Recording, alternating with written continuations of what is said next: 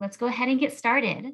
So we are very excited to have Amanda Dickey and Matt Tinsley from the Santa Clara County Office of Education here to share the legislative background along with the resources that the County Office of Ed has put together to support programs during the transition to a universal pre-kindergarten system. Amanda Dickey is the Executive Director of Government Relations at Santa Clara County Office of Education. She has a wide, I always love hearing from her. She has a wide range of background and expertise, including K-12 funding, early education, special education, school-based health, school-based mental health and wellness, and federal legislation. Matt Tinsley is the director of the Strong Start Initiative at the Santa Clara County Office of Education, which is a coalition of key stakeholders who are committed to expanding access to high-quality early learning opportunities for all children ages 0 through 8 in Santa Clara County. And so they'll be giving us some of the legislative background and also the resources that the County Office of Ed has started amassing to support the transition to universal pre-kindergarten. To complement Amanda and Matt's overview, we have Annika Bagarin. I just messed that up. I practiced it beforehand. Bagarin, Vice President of Quality Improvement at Credential. In her role, Annika leads efforts in evaluating, monitoring, creating, and innovating programs and initiatives. So she joins us to add the perspective of a community-based provider navigating the changes to the early childhood landscape as different initiatives related to universal pre-K have been rolled out. So without further ado, I'm going to turn it over to Amanda and Matt from the County Office of Education. Thank you, Andrea. And I think Matt is going to pull up a slide deck that we have.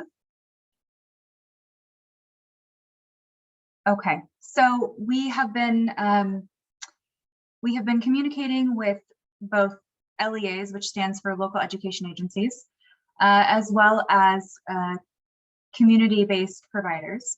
And we're trying to kind of get the word out about what is universal pre-kindergarten. So the first thing that we're trying to combat is that there is this, that the state's intent is just simply to expand TK. That is not the state's intent, and we'll talk about that in just a minute. And Matt, can you go to the next slide, please? Thank you. So I want to take a minute to just kind of to talk a little bit about what is the administration's vision, what is the legislature's vision.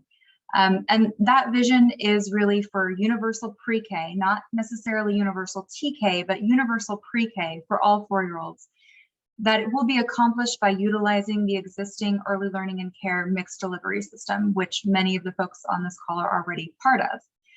Expanded TK is not intended to replace that system, the mixed delivery system, and the administration has been very clear about that. TK is not intended to expand or to replace the mixed delivery system. It's not intended to take all the 4-year-olds. It's not intended in any way to usurp the role of existing private providers. It is simply another tool in the toolbox for providing for the childcare needs of families. The administration has also maybe been a little slow at coming out about this, but they have been communicating that partnerships between community-based providers and LEAs or schools really will be key to achieving your universal pre-K for all 4-year-olds.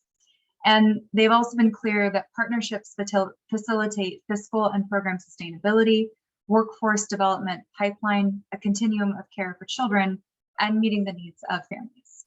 Next slide, please. So let's talk a little bit more about defining universal pre-K. So universal pre-K is defined as a mixed delivery system that meets the early learning and childcare needs of children and families.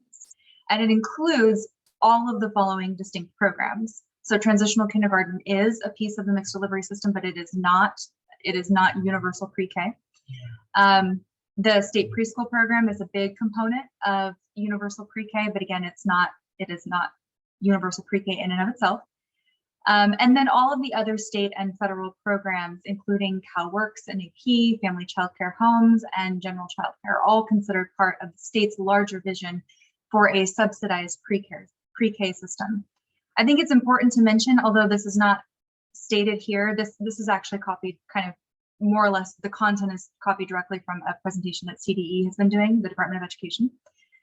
So although not mentioned here, because the way that the Department of Ed is talking about this is simply about the subsidized programs, private preschools and pay-for preschools, or the preschools where families pay for the entire cost, is also considered part of universal pre-K. The state's communication and focus has been so far on those programs that are subsidized for lower income families, but because UPK is an expansion of the mixed delivery system, and because private pay is part of the mixed delivery system, UPK encompasses private pay as well. Next slide, please.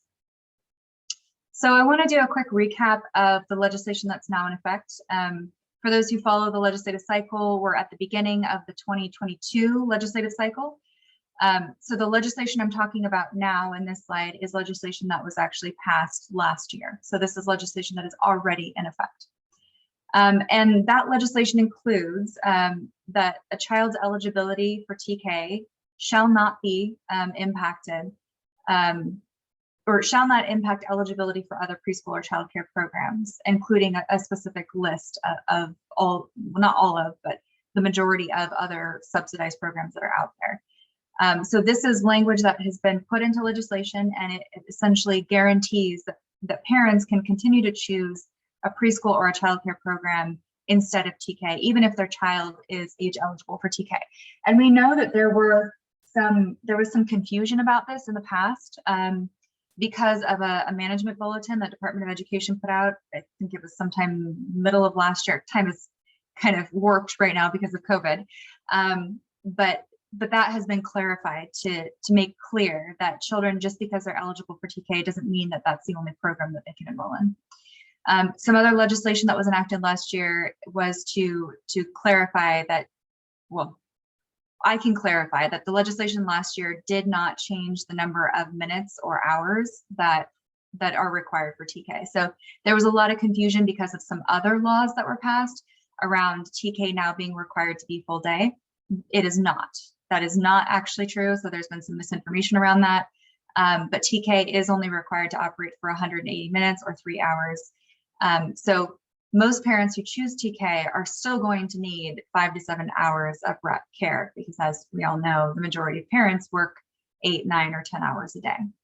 Next slide, please. So some other legislation that went into effect, and this is part of where that confusion around the full day element comes in, was that there's a new program that was created called the Expanded Learning Opportunities Program, or the ELOP program. And this new program does require that schools provide 9 hours of combined early learning and childcare to 50% of unduplicated pupils in TK to 6th grade. The ELOP requirements are aligned with the ACES program, the After School Education and Safety program. So for those of you who are familiar with that. And it should be made very clear that these additional hours that schools are required to provide, in addition to the 3 hours of TK, schools can contract with community-based providers to meet those requirements. And it should also be noted that many, if not most, of the licensed childcare and early learning providers currently would likely meet all, if not most, of the requirements to be contractors for this program. So I guess what I hope the group will take away today is that all schools will receive some additional funding through this new program, and that they can use this funding to contract with community-based providers for expanded hours of care. So this actually creates an opportunity for districts to work with, or greater opportunities for districts to work with community-based providers. Next slide, please. In addition to that, I think it's also worth noting, even though the majority of folks on this call, it looks like, are not do not represent schools, but it's also worth noting that another requirement that schools was put into place for schools was that they need to create a universal pre-K plan, and that's going to be due in June of this year. And in the plan, LEAs need to articulate how all children the year before kindergarten, so in other words, 4-year-olds, will have access to full day, which is 9 hours of care. But again, the wording there is really important, because LEAs are not required to provide full day care. They're just required to articulate how families will have access. So the state has released a template for this, and the template, and we had a hand in helping craft some of the language in the template, really strongly encourages schools to partner with community-based providers to get to that full day, and requires schools to engage with community-based stakeholders when creating their plan. So what we want you to take away from this is that in order to meet the plan requirements that schools have, they will probably need to partner with community-based providers. And in doing so, they will be able to identify full day care options for 4-year-olds. And then also, I hope that you will take away from this that we encourage you to engage with the schools that are working on these plans. So if you are, figuring, well, we have some slides on this later, but it's going to be important to kind of figure out what school you're closest to, what district you're in, and then, there are some ways in which we've identified later on that we would encourage you to connect with those entities. Next slide, please. So this is the timeline, and I know some folks had submitted questions beforehand about what is the timeline for this. The timeline for last year, or for the current academic year, is that there has been no change to TK eligibility, but starting in the next academic year, there will be an expansion. So the cutoff date before was September 2nd to December 2nd, and now the cutoff is going to be September 2nd to February 2nd. So that's an expansion of a couple months. So a couple additional months of TK's age students are going to be eligible. Next slide, please. So how is the county office supporting and communicating with districts regarding UPK implementation? We wanted to quickly, before we talk to more specifically to the items that we know this audience cares most about, we want to make it very clear that we are communicating with both sides of the aisle, right? So we're talking to LEAs, and we're doing a 4-part webinar series on the basics of implementing UPK, which includes the definition that we just talked about, making it very clear that this is not just TK expansion, but this is an expansion of the mixed delivery system. How to blend, braid, and layer programs, because we are really strongly encouraging, per the template and CDA's guidance, that that LEAs or schools should be partnering with community-based providers and other programs like Head Start and State Preschool and Family Child Care Homes. We've also done a webinar on curriculum and assessment, and then we're going to be doing a webinar on the Universal Pre-K plan. In addition, we are also providing LEAs with access to a dashboard that will provide them with maps where every licensed early learning and child care provider can be located. And we've identified those providers based on, they're literally located on a map, and we'll show you a slide in a second what that looks like. And then also we've been able to identify them by those who serve 4- and 5-year-olds too. And we're really encouraging districts to reach out to those childcare providers in their backyards and start conversations with them about, some of the requirements that they have to meet under the plan. So again, facilitating access to full day. And then we're also providing all of our school districts with technical assistance, and we're going to be meeting with them one-on-one. We've already started some of these meetings, but really helping them think through options for implementing universal pre-K, particularly again through partnerships with community-based providers. Next slide, please.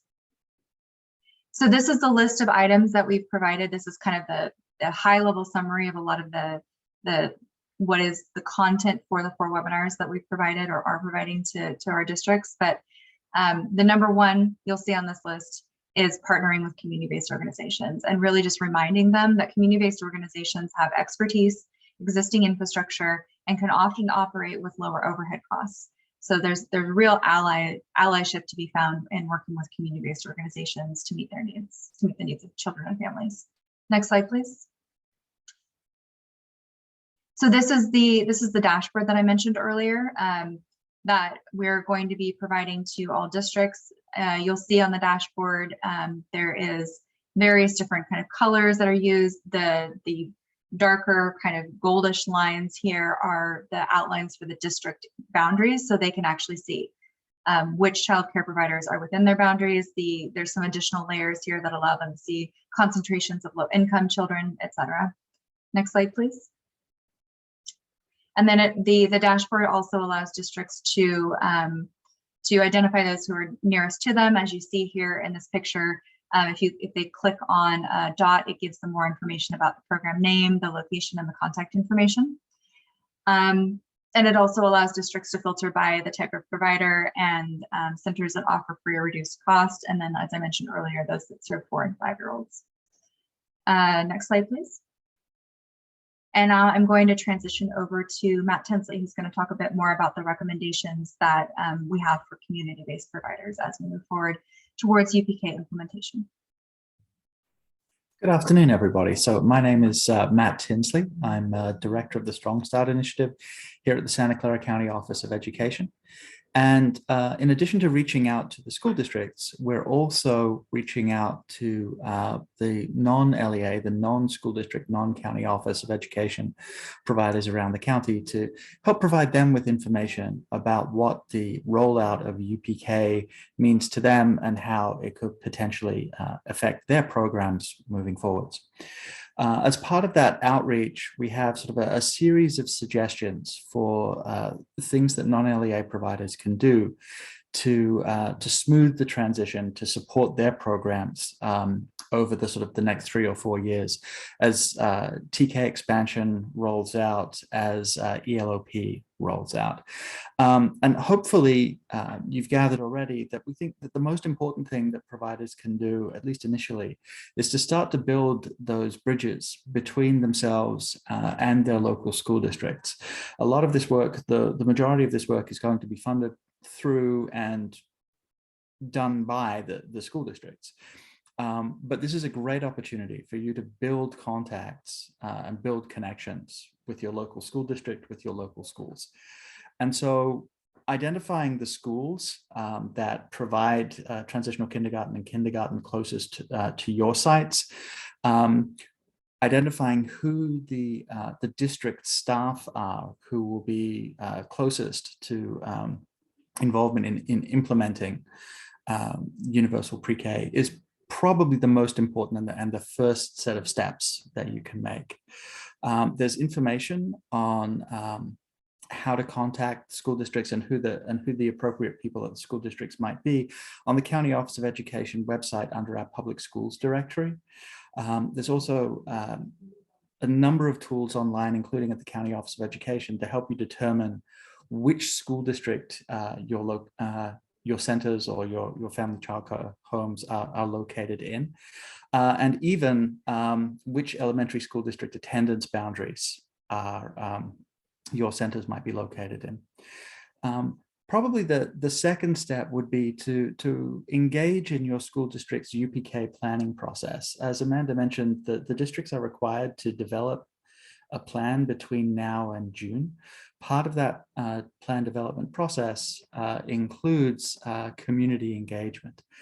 We're encouraging the school districts to reach out to their local ECE providers. But you can also reach out to your local school district, inquire about what their community engagement process looks like, and then participate in that process to help them develop the most appropriate and effective plan for this rollout within their communities.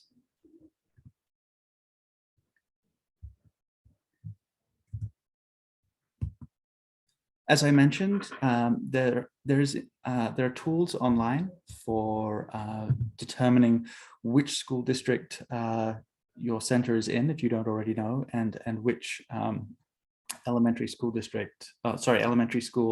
attendance boundary you're located in.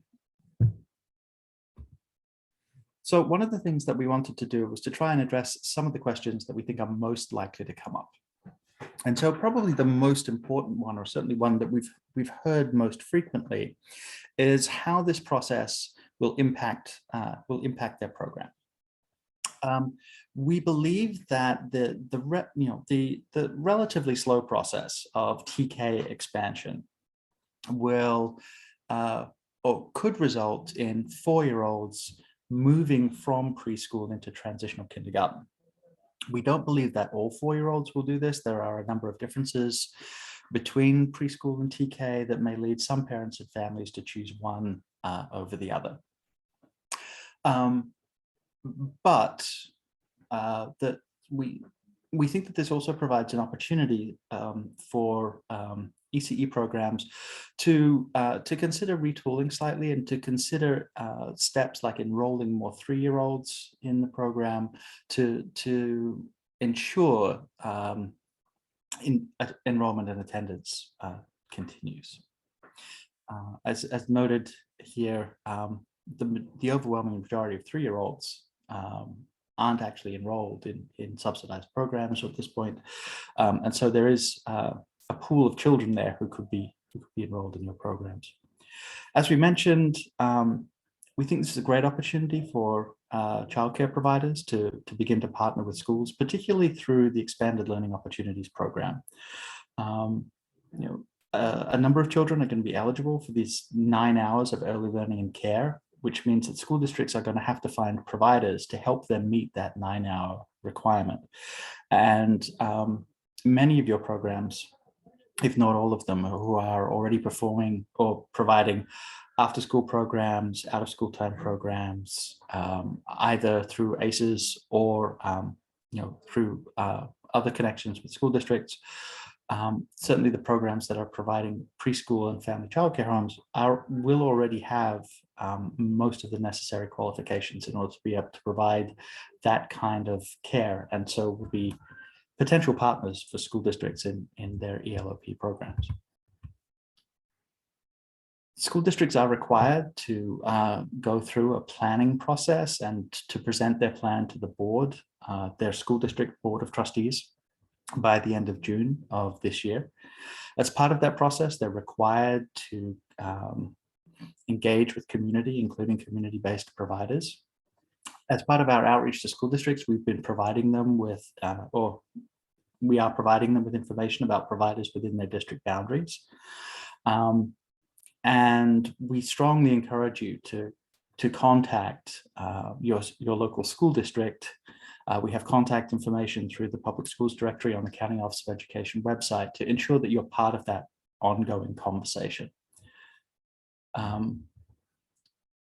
Some of you may already have connections to your local elementary schools, in which case we would encourage you to use those connections as well to ensure that you're part of that community engagement process.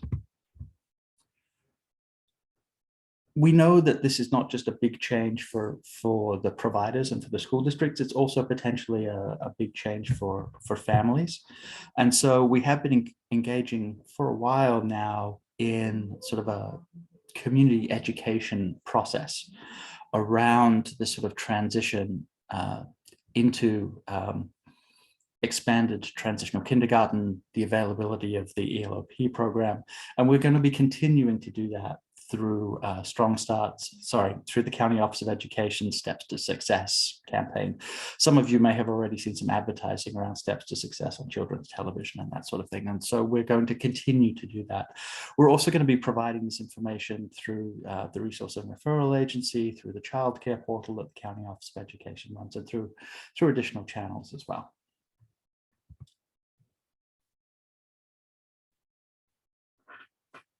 So, given these changes, what are the ways that you can best think about how to ensure that your program sustains and even strengthens through these changes? So the best suggestions that we have are, again, to actively partner with your local school districts to ensure that that you're working with them, that you are a referral source for them, that you can take advantage of the opportunities that things like ELOP provide. We're also encouraging providers to consider serving younger children, particularly 3-year-olds, and also to offer hours of care that are outside of the hours that will be offered by TK. So TK is a school calendar-based program, 180 days a year. So there will continue to be need both outside of traditional school hours, but also outside of traditional school days. And then finally, again, we would encourage you to consider working with your school districts to offer the ELOP program.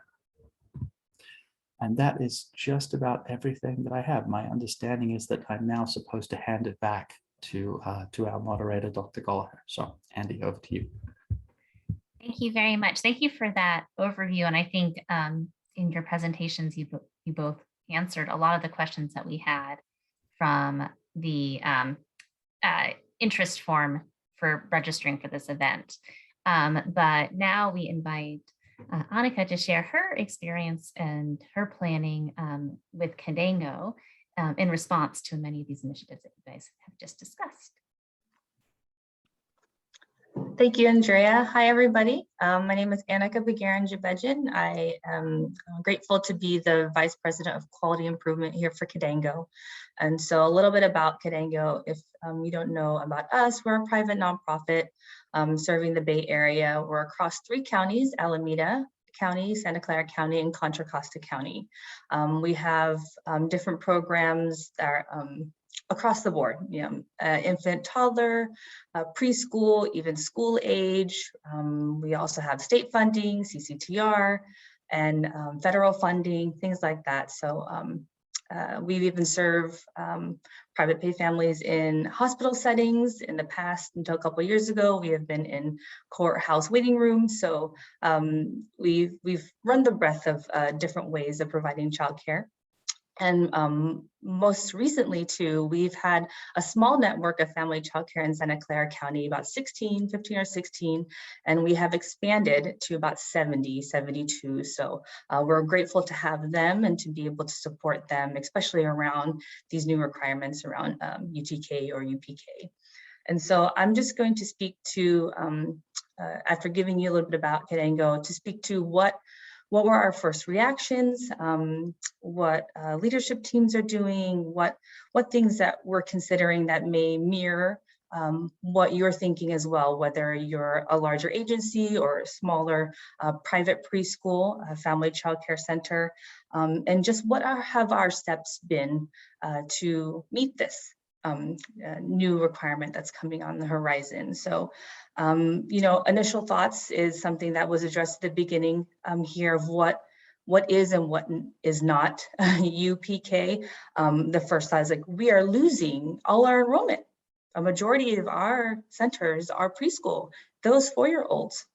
What are we gonna do? But if we look at it that way, we'll just stale. So we need to see how it was described in this presentation, how to work smart, right? How to make gradual change. How can we look at our programs now, our staffing now, our family needs now, to see where we can flex, right?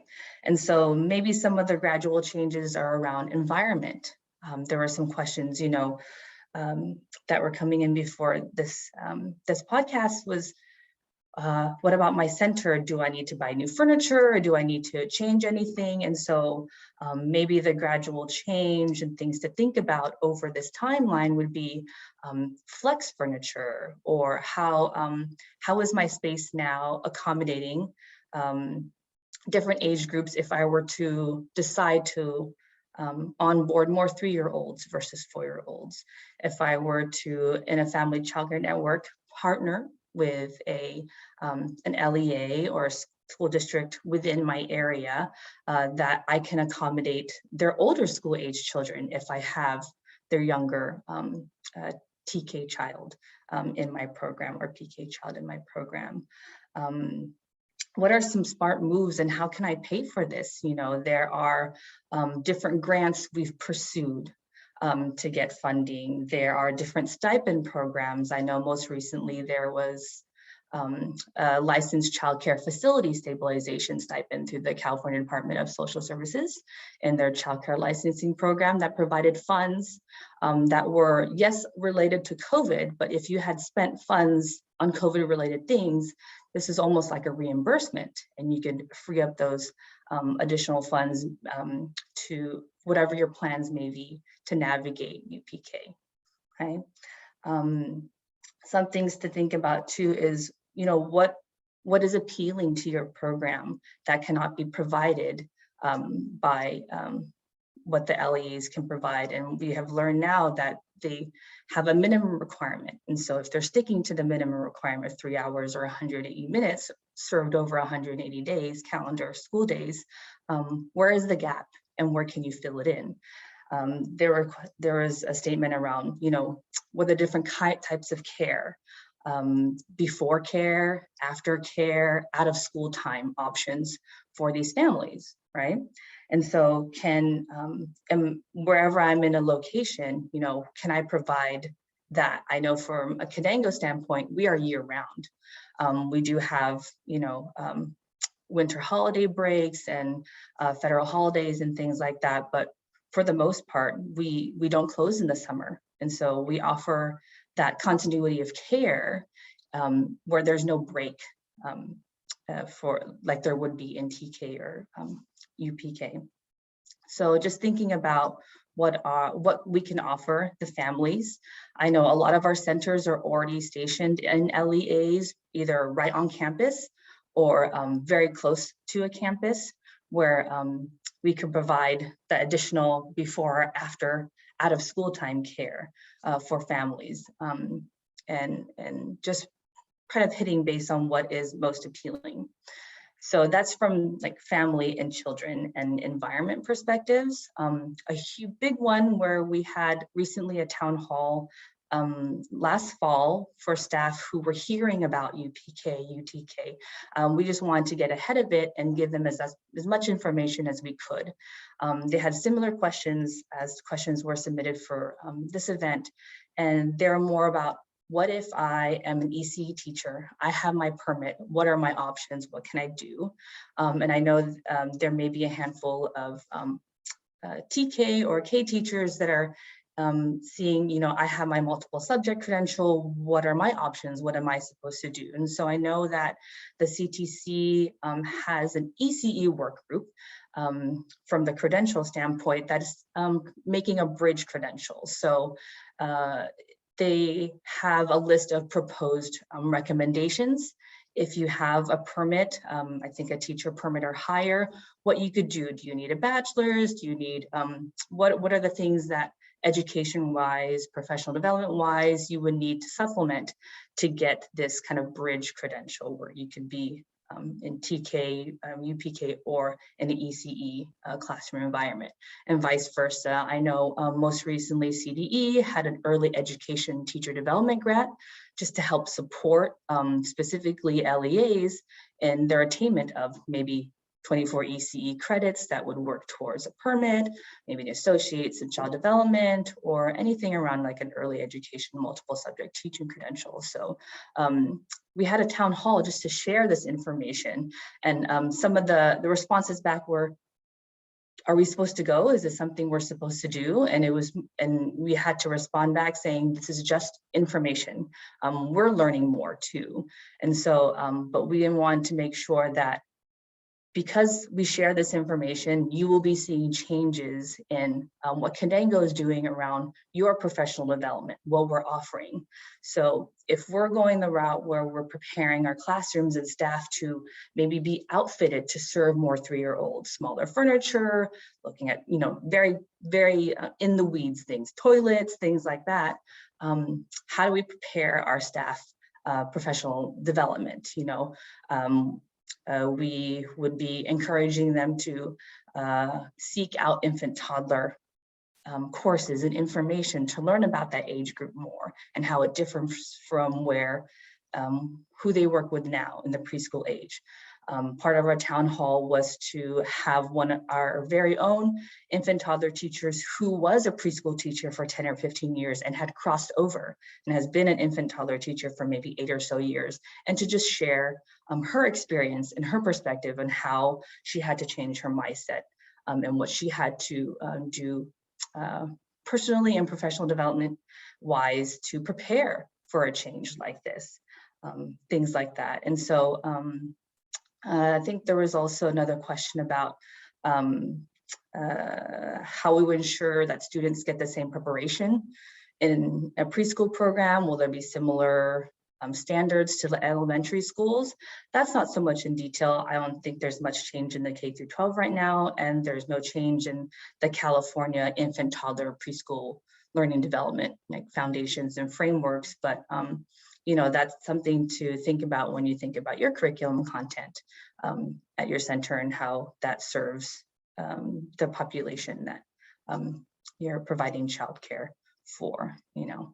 So I didn't know if there's any more around the perspective, but those are the things that Kidango has heard, has reacted to, their initial reactions, and then how we're trying to use different things to accommodate where we might go. Serving more 3-year-olds, doing pretty much a lot of the last slide, partnering with, if we haven't already, LEAs in our area, offering and highlighting where parents' needs are the most that can't be satisfied by the LEA, and then to be able to support the staff in their mental and professional and personal preparation. If we do have younger kids, or we do keep, a majority of our 4-year-olds, but how will that work if they decide to go to UPK and things like that? So there you go. Thank you so much for that, Anita. I'm trying to take your spot. There we go. That way we can all see each other. So thank you for that overview of how Kidango has been responding to these changes. I also wanted to share, so I am part of that 3-to-3 work group, and I know that I think for many teachers, this is a really a source of kind of worry and concern. So what I can say is that the work group is aware that there are current teachers who are going to be interested in working in the TK space specifically. And so once the details of the credential are finalized, there's going to be a focus on existing teachers moving into that credential, if that's the path that you want to take professionally. But Emily Slesser is going to share the options that we have within the current framework of working in a TK space that are available at San Jose State. Thanks, Andy, and I'll keep it very brief, but we anticipated questions along these lines, so threw together this slide, and I'll drop the links in the chat as well. But as the department chair for child and adolescent development, I've been working with our college to identify what the options are for these students who are going on various pathways now to meet the changing legislation needs and requirements. So for those students out there, or prospective students out there, I should say, for our pre-K, TK, and wraparound care workforce, we have a couple different options that we're offering through the College of Ed here at San Jose State. So for those who are looking to go back and get a multiple subjects credential to teach in TK classrooms, we have intern and residency programs offered by our colleagues in teacher education. We are also developing a graduate education program that will pipeline our students from the undergraduate program and into the graduate program, such that they can earn their BA alongside their credential and their MA, or at least in quick succession. So in the immediate term, the intern and residency programs posted there, and in the longer term, we're anticipating new opportunities to blend our programs to support specifically our TK and prospective TK teachers. Some of the workforce is looking to return and get a BA degree or start a BA degree. We are going to continue to offer that through our child and adolescent development program with an eye towards TK teacher prep. So there's a couple different options there as well. And like I said, I'll put the links in the chat. We also offer a BA completion program designed specifically for students who have been outside of the academy for a little while and are looking to come back and earn that BA degree. So they've earned already their associate's degree, their general education. Now they're looking to get an ECE or interdisciplinary studies and education degree so as to move into those positions. And then finally, for those who are looking to return to get units, I should have said the 24 unit requirement there, that's the third box. We offer early childhood and child development courses that will meet and satisfy those requirements. We can offer those through Open University. And then for those who are interested in working with larger groups of staff, please just reach out to me. We can explore options for special sessions cohorts and specific course offerings for students who are looking to get that really specific background in early childhood development as it translates to TK environments. Thank you for that overview. We know that you've now received a lot of information, and we hope that it's answered many of the questions that you had coming into this session, but we are aware you probably have more questions. So we want to open up the session for questions. If you could use the raise your hand feature in the reactions. If you go down to again to the bottom of your Zoom screen, there's a reaction with the raise your hand.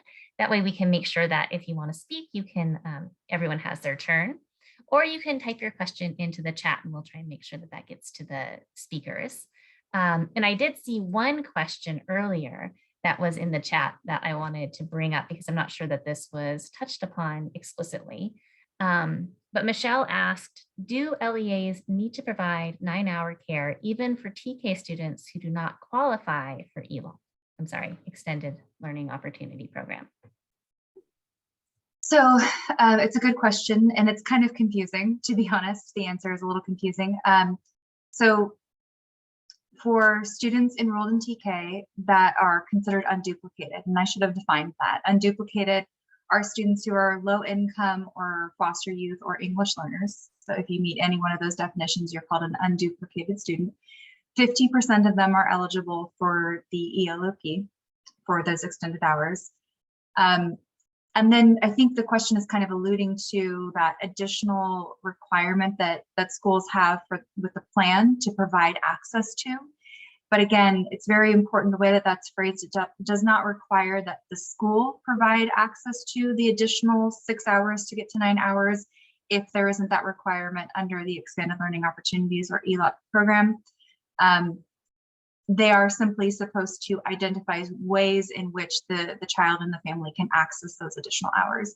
And what we're recommending to districts is that the obvious solution there is work with your community-based providers, refer to community-based providers, contact your community-based providers, figure out who's nearby and who can take kids and who's interested in partnering, and then make referrals out to those community-based providers. Thank you for that. I hope, Michelle, that answered your question. And if it didn't, you can feel free to raise your hand or type more in the chat.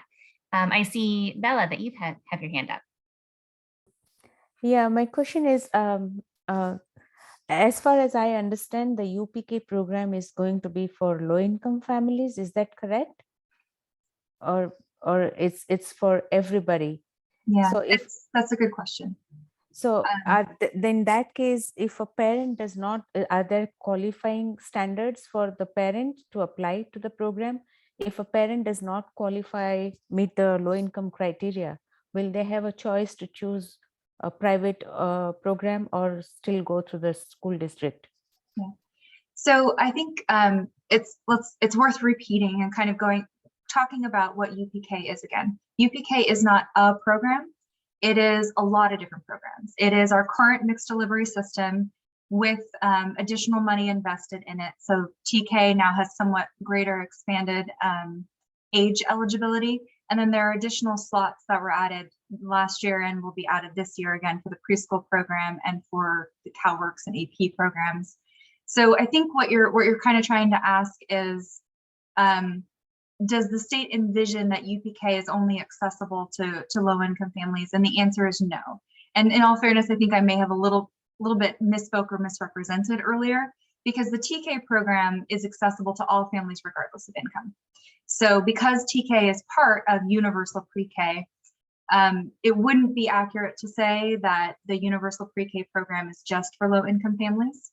And then to the second part of your question, where you asked for families who are above income and would not qualify for other programs. So obviously they would qualify for TK, but they wouldn't qualify for, let's say, the state preschool program because there's an income threshold.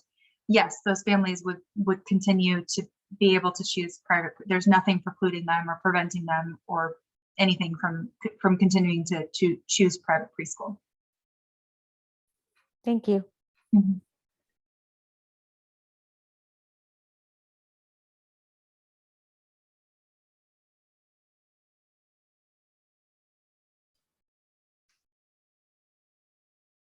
Are there any other questions burning? And I know, Maria, you had the list of questions from the registration. I wasn't sure if there was anything you had to add. Sure, we had a wide range of questions. If we want to hear from folks who are in private programs, I really encourage you. A lot of the questions were basically like, what's coming up? What's the impact for private programs? So if there are any kind of follow-up questions from that group, wouldn't want to open that door for their inclusion here.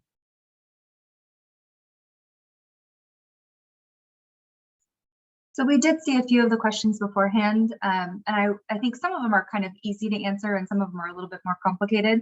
But I'll take a stab at some of the easier ones. One of the questions that we saw was whether TK has to be offered at every site. The answer is no. Districts need to provide access to TK for all children who are age eligible, but they are not required to provide it at every single school site. So if you, for instance, you're in a rural area and you only have 100 kids in the entire district that are actually age eligible for TK, the district would not need to provide TK at every single school site. They may choose to just provide TK at 1 or 2 school sites, but they do have to serve all age eligible children who want to enroll. I see Ella has her hand up. Hi, can you tell us a little bit about what it would look like as a private preschool to partner with a public school to provide a 4-year-old program? Sure. So I think this is a particularly interesting and likely to be utilized option in our county because we do have, the majority of our families are over income because the state income threshold is pretty low for our county, given our cost of living. So I think that the way we envision this is that a district will offer TK, right? And they will provide, let's say, those 3 hours to families. They may provide an AM and PM program. That's pretty common for districts to do. But given that most of their families are not going to qualify for the ELOP, they won't have then an obligation to provide additional hours.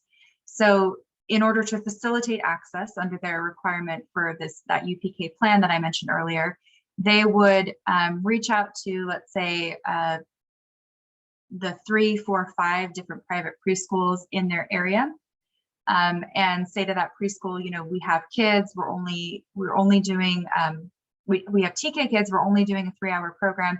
Are you interested in receiving referrals from us, from families who are looking for extended hours of care, given, again, as we know, that most families need 8, 9, 10 hours of care.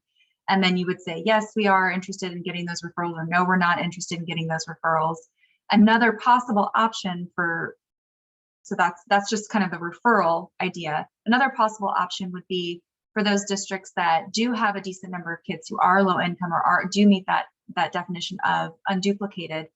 They may choose to contract with a private preschool because they're going to have some additional money to run that program, and they may reach out to, and it's in fact at this point kind of somewhat highly likely that they will reach out to a community-based provider because they don't have the staffing and they don't have the capacity right now to set up their own extended hour programs.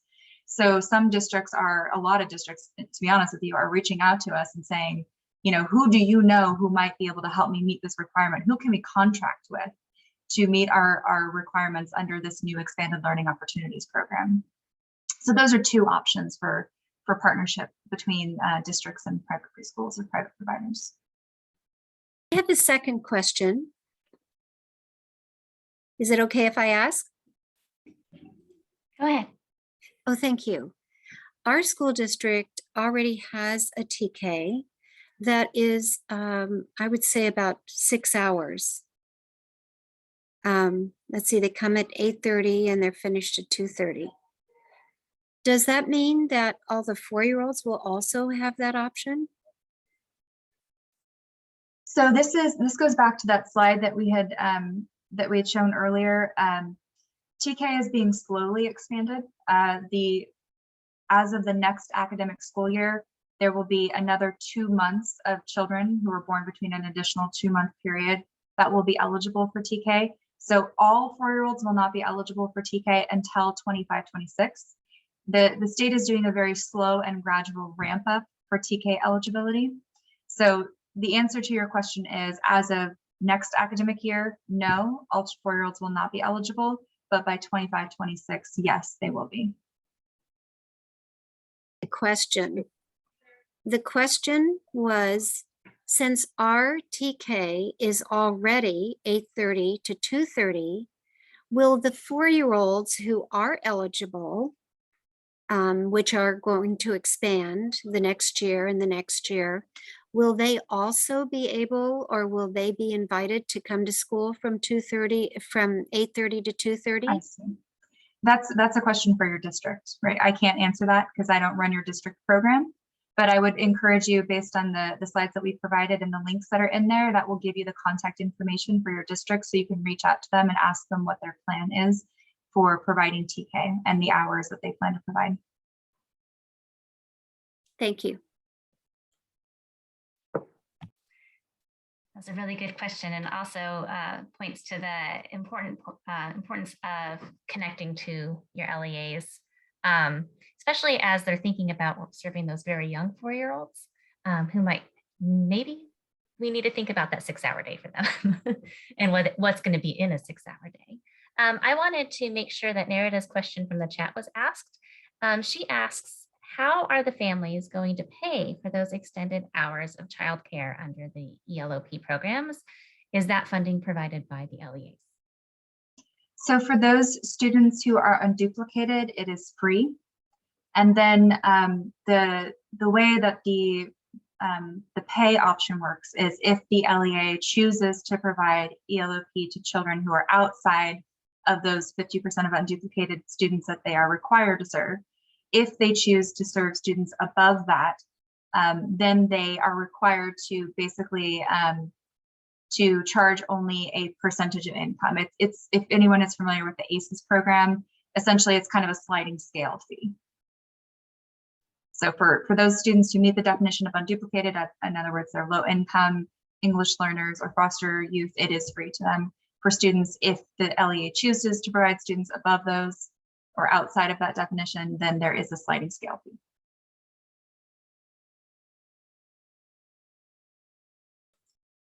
And I had seen another hand. Is Mac school? Oh, I see Catherine, you're raising your hand physically. You want to go ahead? You're on. My little yellow hand won't stay in my little box. Oh. But I wanted to ask, very similar to the last question, over income families pay for wrap services, or they can use, if the district chooses to provide ELOP for them, then that would work.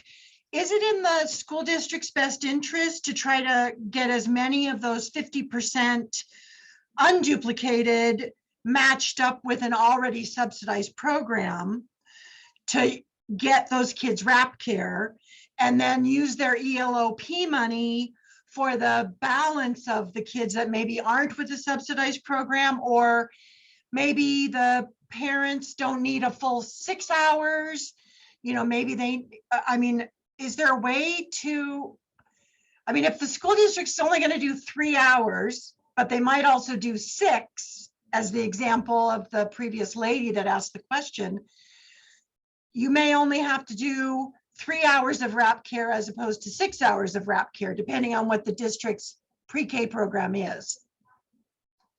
So what's my question? Let's see. I think I get what you're asking, Kathy.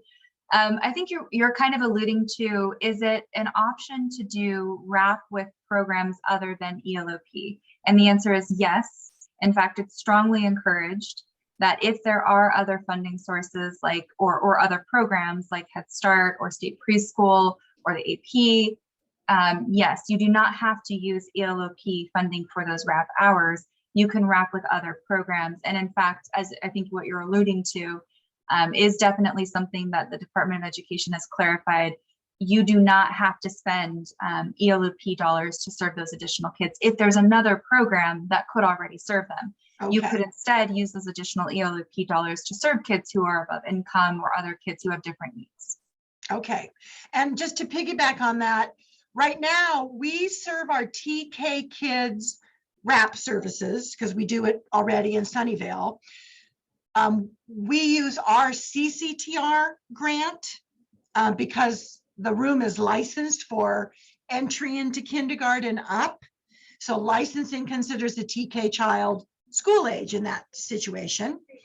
At another school, I have kids preschool up until 4.9. So at that site, I have to use CSPP money because licensing considers my school age classrooms too old for TK kids because they're not yet in kindergarten. So we serve them in our preschool classrooms with CSPP money. Is there going to be some kind of continuity that we will all use all CCTR or will all use CSPP? Or is it depending on what licensing says and where you're going to put the kids? I think you're hitting on something, which is that a mixed delivery system requires flexibility and ingenuity. And I think you're also kind of alluding to a question around licensing flexibility, which is not something that we have successfully been able to advocate for yet. Okay. There is some licensing flexibility that we helped get into legislation a few years back that does allow for commingling and blending braiding of TK and preschool programs without, if the program is located on a Title 22 district campus that is Field Act compliant, and if the children are only 4 years old. So if you don't have any 3-year-olds in your program, then you are not required. And it's located on an Located on campus. Okay. Then you have the flexibility of choosing to apply to the Department of Education to get a waiver from the requirement for licensing. But it's pretty narrow in scope, and there are no other licensing flexibilities that I'm aware of. Okay, all right. Thank you very much. Before we take our next question, I do want to point out it is 4 o'clock. So traditionally, this is when our speaker series transitions to our student, San Jose State student group. But I know that there are some questions that are still being we're waiting to ask. So feel free to stay if you would like to hear the answers to questions that you've asked. Or Ella, I see that you have your hand up. But if you are leaving, we have an evaluation form if you can go ahead and fill that out so that way we can improve our offerings to you from the Early Childhood Institute. So I see this question in the chat. Oops, there's a couple. Where did it go? So the first question from Tanya is about private elementary schools. So she says that there's a private elementary school that has an attached pre-K that operates from 7:30 to 5:30. Will the elementary school be required to offer TK? Private schools do not have the same requirements, so no. Yeah. And then Anne asks, in 22-23, if a child is TK eligible, but not low income or a foster child, and decides to come to our public preschool, do we get reimbursed for the 3 hours they are with us? So the TK eligibility does not change in any way, shape, or form the eligibility for other programs. So if you're operating a CSPP program, that child still needs to be income eligible. Okay, thank you. And then Ella, if you would like to ask your question. We missed the piece when you were talking about the qualification requirements for the new UPK teachers. And we were wondering if you could quickly sort of summarize what the new requirements will be versus what a preschool teacher is required to have now, right? So what would the teacher, a qualified, fully qualified preschool teacher today need to do or achieve in the coming years to become a UPK teacher? Okay, I'll take a stab at that. But my colleagues are welcome to join in with me. There are no changing requirements for preschool teacher. A teacher who wants to remain in preschool does not have to get any additional requirements. There is no such thing as a UPK teacher because there's no such thing as a specific UPK program. Universal pre-K is the mixed delivery system. It is all the programs. It is TK, it is preschool, it is AP, it is family child care homes, etc. So there is no new credential being called UPK. I think what folks are a little confused about is that the Department of the California Teacher Credentialing Commission is working on an additional new add-on credential and also will be working on a standalone credential. But what folks should remember for that is that if you meet the requirements for being a TK teacher now, which is a multiple subject credential plus 24 units or the equivalent, you will still be eligible to teach TK. So to clarify, there are no changes to the requirements for any of the various different programs, for any of the teachers, for any of the different programs. However, the California Credentialing Commission is working on creating new options for those who would like to teach in multiple different programs and meet multiple different program requirements. Is that, Andrea, did I do a good job of summarizing that? I think that's a really good summary.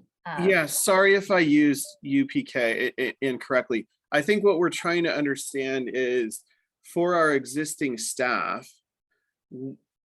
what qualifications do they need to have should they want to move on to teach TK?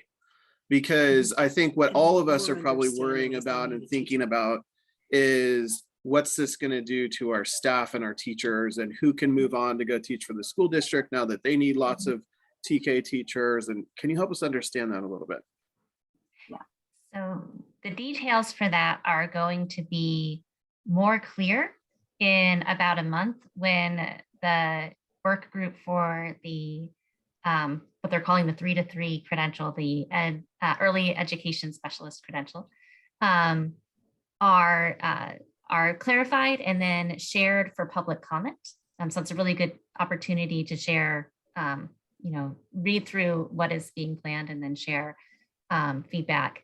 Generally speaking, in order to teach in the public schools, the K-12 and now TK-12 public schools, it requires a bachelor's degree and a credential. And currently for TK, it's the bachelor's degree, the multiple subject credential, and 24 units of early childhood or child development coursework, or the equivalent thereof. And so that's what, if you wanted to run out today and be prepared to teach TK, well, probably not next fall, but soon, that would be the pathway to take that you would need to take. Okay, great, thank you. And so basically you're hoping to kind of lighten that load a little bit for the teachers who maybe wanted to transition over to TK, but we'll know more in a month. Yeah, we'll know more in a month. Yeah, so I know that this is the thing I think a lot of people are looking for answers on, and the honest answer is that we just don't really know what those pathways are going to be. Thank you. No problem. Christina, I see your hand is up. Oh yes, this I apologize again if this has already been asked or covered. I hopped on a little late. I'm actually teaching early education with Sacramento City Unified School District currently, but as our program has been anticipating the drop in enrollment due to TK and also coming out of COVID, we've had like severe drop in enrollment. I've started to look into options into getting credentials, because currently I have a BA in child development as well as a MA in early education, but no credential. So I went ahead and took the liberty to apply for SCOE, our Sacramento County Office of Education's teacher intern program, and was accepted and started classes, which I'm currently in the first phase of that. But what surprised me and what I'm wanting to share, I'm here to kind of gather information to share back with my colleagues, was the lack of grants that are available or any kind of scholarship or funding for people who are getting their credentials. So for instance, just out of pocket in the last month, I've paid over $300 of fees to take my CSETs, including various different book costs and training costs. And so and then if I go ahead with the program, we'll have to take out a personal loan to the tune of about $17,000 to complete that. And I'm currently teaching right now. And I'm just wondering if there have been talks, I'm guessing maybe next month when the credential pathway is going to be coming out, that hopefully on the table are opportunities for current teachers to also take advantage of scholarships and or grants or whatever it may be. And I was just curious if you had any information regarding that. So there were actually four different pots of funding that were in last year's budget that provided funding that can be used by districts or county offices to support folks like you who are going through that process. And I do think that Sacramento County will be applying for some of that funding. We are definitely applying for that funding. I don't know how soon it will be available. I think there's been, unfortunately, because of COVID and just the, quite frankly, the size of the scope of the budget last year, which was billions and billions of dollars above what was normal. The CDE is working hard to try to get those grants out as soon as possible. But I can tell you, and I work actually with the colleagues at Sacramento County pretty often, we're all the county offices are really looking at those grants, and most of us are looking at them to support TK teachers and those who are going back to school. And the hope is that, you know, if we do, they are competitive grants, so I can't guarantee that any one of us is going to get them, but some of us obviously will.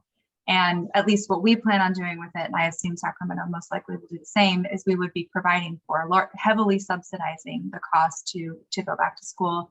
And specifically, we will be looking for folks like yourself who have already worked in the early learning profession, because we know that the people who have worked in the profession are extremely well suited, are obviously qualified, and you know they have the lived experience that we really want. So I believe that Sacramento is kind of targeting a lot of the same folks. So I would encourage you to reach out to the county office and ask them what their plans are and what they think their timeline might be.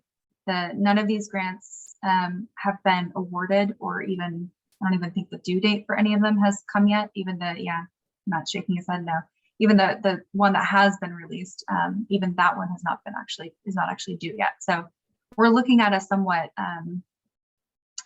longer timeline than probably what you're preparing for. And then also I should mention too, you said something about the fees. Some of those are being proposed to be waived in this year's budget. So I don't know that that helps you now, but just so you know, for one of the proposals in this year's budget, it's not passed yet, but they are talking about waiving a lot of those fees that you just mentioned. Okay, good. Thank you. I don't think they'll retroactively do it, but at least for my colleagues who are looking forward to doing that in the next year, hopefully that can help them out.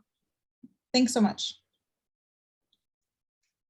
Thank you. And I think it's definitely an important point, is ensuring that these pathways into different positions in the UPK system are accessible to a wide range of potential teachers. Nancy, I see your question in the chat that can a PK teacher be considered a credential teacher in a TK classroom while earning their credential? And so currently, if you have your child development permit, that would not qualify you to teach in the TK classroom. If the school district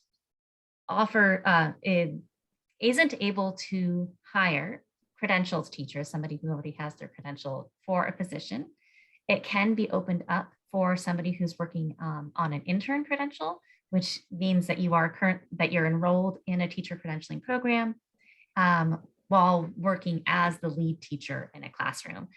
So that will vary by districts depending on whether or not they were able to hire a currently credentialed teacher. And Ella, I see your hand is back up.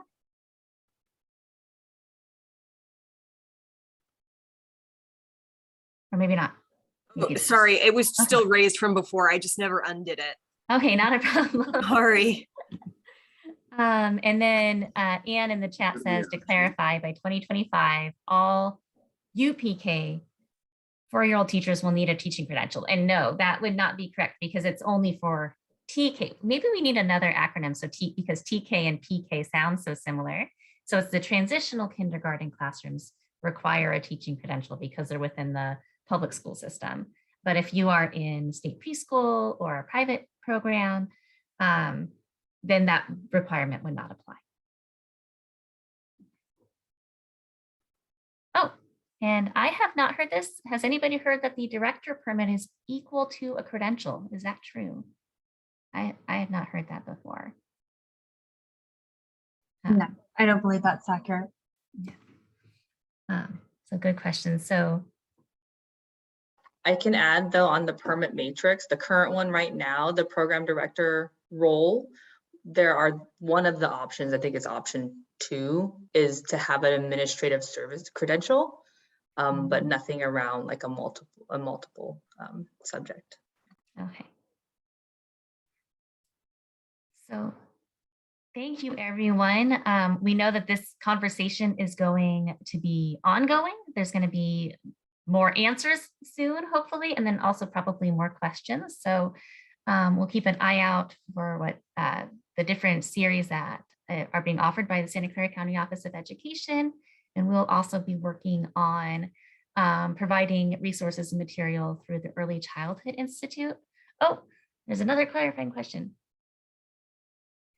So yes, so this session will be recorded, so if you want to go back and revisit it. And again, TK is part of the universal pre-K system. And so there's going to be multiple options within universal pre-kindergarten. The goal is that every child has access to at least one of those options. And ideally, parents will be able to choose from multiple options to meet the needs of their family and their child. At this point, we are going to go ahead and transition our last 15 minutes for our San Jose State students who would like to stay on the chat to ask their questions. Again, I put in the chat the evaluation form, so if you're able to provide feedback on our session, we would really appreciate that. And thank you all so much for joining us today.